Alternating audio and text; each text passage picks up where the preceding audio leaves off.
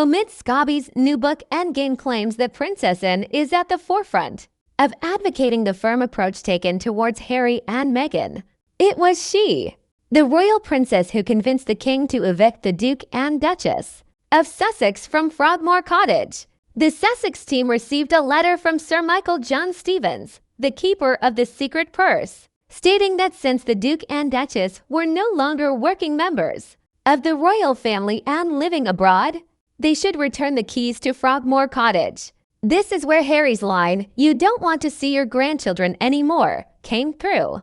And Prince Edward is described as the only family member who felt uneasy about his nephew and worried about his mental health. The book also reveals that Harry and Meghan invited the Welsh to Lilibeth's baptism in March. But of course, William and Catherine neglected this offer.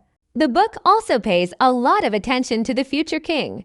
The Prince of Wales would turn the page on his past. He is only interested in his future under the name of William V.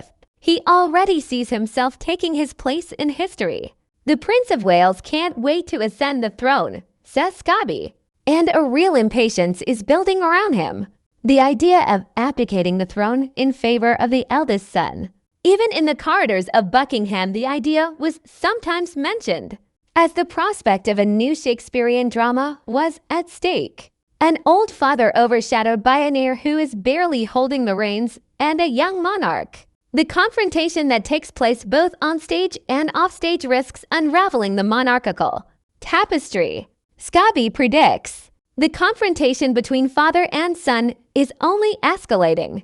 Remember the video the Welsh made just after the coronation?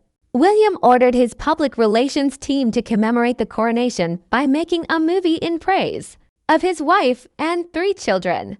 Charles and Camilla appear there for no more than 14 seconds out of 5 minutes. Several times the heir has spoken out without seeing fit to notify the palace. Above all, he has taken up the cause dearest to Charles's heart, the environment, by establishing the Earthshot Prize, which is awarded annually for initiatives to save the planet.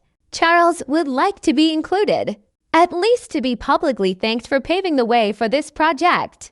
Not a word. William acted as if Charles' passion didn't exist.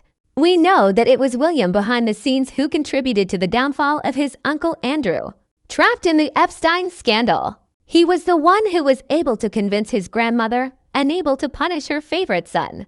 While Charles couldn't bring himself to hurt his brother either, he was in tears because he feared for Andrew's mental health. Scobie writes, he describes a father who is less harsh than his son. Charles leads with his head and heart. William is colder. He wants the job done, and he has no problem with sacrifice along the way. Omid Scobie has no doubt that William will be a competent monarch. However, he accuses him of being angry, restrained on the field but unpredictable once he leaves it. As for Kate, she would be lazy. Would they be modern monarchs? Of course not. There's also nostalgia for the Sussexes, who brought fresh air to the palace. As we can see, the portrait is unflattering.